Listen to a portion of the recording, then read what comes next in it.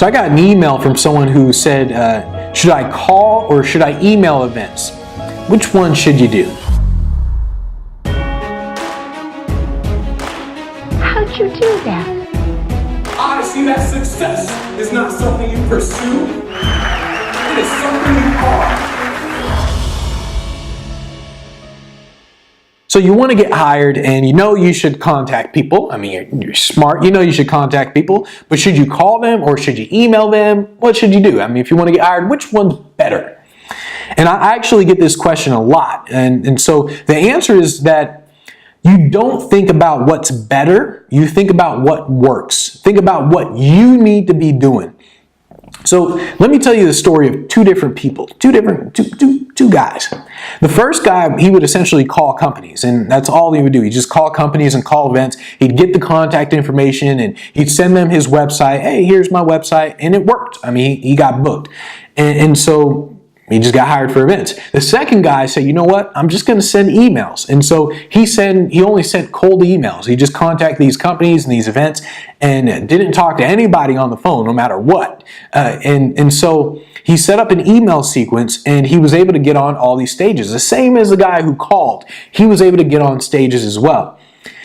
And the first guy, sometimes when he called, he would actually ask him, like, hey, what's your email address? Because he'd want to send him the website. Ask him what the email address was, and they would tell him, but sometimes he would confuse a D with a B, so he would write down the email address wrong, and then he'd send it out, and then it'd bounce back, and that was basically a lost lead. And that's what happened with the first guy a lot. With the second guy, sometimes he might lose an event because maybe they want to talk to him on the phone, and he didn't really want to talk on the phone. So you got to think, which one's better? Was it the email guy or was it the cold calling guy? Well, I'm going to tell you a secret. This guy actually wasn't two different guys. It was the same guy. It was this brilliant mofo right here that you're staring at right now. Essentially, when I started, I used to call people all the time.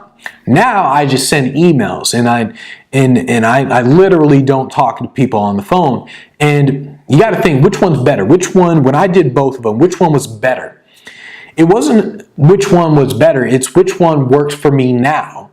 And that's how you have to think. If I had to, I would do both at the same time. I mean, if I had to. And whenever you're sending an email out or whenever you're calling, you just got to think, does this thing actually get me the gig? Does this thing actually work? And I essentially increased, well, the reason why I switched to emails was because I thought it increased my value, and it definitely has increased my value. Because I know this lady who she hired all these big time speakers. She hired like Gary Vaynerchuk, Grant Cardone, all these big time guys. And I asked her, like, how did you hire them? Like, what was the process? Because there's no possible way that you were able to just send an email saying, hey, I just want to talk to Gary Vee on the phone and just hire him. There's no way everyone could just talk to this guy on the phone. And so I thought, like, what's their process? And she said, like, oh, you definitely can't talk to them on the phone until they get the deposit. Like, once they get the deposit and they have the money, then you can talk to them on the phone. And I said, oh, perfect. Like, that's exactly how I operate. And so I thought, okay, this increases my value, because you got to think, there's that whole saying of nobody values the guru at the bottom of the mountain, or something like that. Basically, the easier you are to get a hold of, the less value you have.